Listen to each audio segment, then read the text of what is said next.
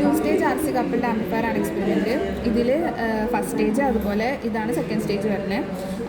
ഇതിൽ നമുക്ക് ഫസ്റ്റ് ചെയ്യുന്ന സമയത്ത് ഈ ഒരു ഭാഗം കംപ്ലീറ്റ്ലി കണക്ട് ചെയ്യുക. അതിനുശേഷം ഇവിടെ BCE ഉണ്ട്, അത് 12 അതുപോലെ VBE അത് 0.7 കിട്ടുന്നുണ്ടോ എന്നുള്ളത് അത് തന്നെ ചെക്ക് ചെയ്യണം. അതില്ലാന്നുണ്ടെങ്കിൽ ആ ട്രാൻസിസ്റ്ററിന് വർക്കിംഗ് അല്ല, അപ്പോൾ വേറെ ട്രാൻസിസ്റ്റർ മാറ്റുകയാണ് ചെയ്യേണ്ടത്. പിന്നെ ഈ സർക്യൂട്ടിൽ കണക്ട് ചെയ്യുന്ന സമയത്ത് വേവ് വരാത്ത കാരണം ഇതിൽ ഈ 180 ഓമിനെ നമ്മൾ റിമൂവ് ചെയ്യുന്നുണ്ട്, അതില്ലാണ്ടാണ് കണക്ഷൻ ചെയ്യണത്.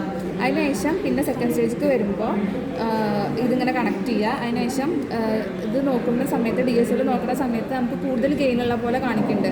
അങ്ങനെ ആവുന്ന സമയത്ത് ഒന്നെങ്കിൽ ഈ കപ്പാസിറ്ററിനെ അല്ലെങ്കിൽ ഈ കപ്പാസിറ്ററിനെ ഒഴിവാക്കുക. നമ്മൾ ഈ കപ്പാസിറ്ററിനെയാണ് ഒഴിവാക്കിക്കണം.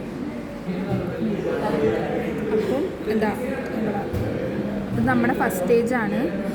അതുപോലെ ഇത് സെക്കൻഡ് സ്റ്റേജിൻ്റെ വേറെ റെസിസ്റ്ററിൻ്റെ വാല്യൂസിനൊന്നും മാറ്റിയിട്ടില്ല, എല്ലാം സെയിം ആയിട്ട് തന്നെ വെച്ചിരിക്കണം. ഇവിടുത്തെ ഒരു 33 mF ഒരു കപ്പാസിറ്ററിനെ മാത്രമാണ് ഒഴിവാക്കിയിട്ടുള്ളൂ. പിന്നെ 180 ഓം ഫസ്റ്റ് സ്റ്റേജിൽ നിന്ന് ഒരു 180 ഓം റെസിസ്റ്റൻസിനെ ഒഴിവാക്കിയിട്ടുണ്ട്. ബാക്കിയെല്ലാം സെയിം പോലെ തന്നെ കണക്ട് ചെയ്തിട്ടുണ്ട്.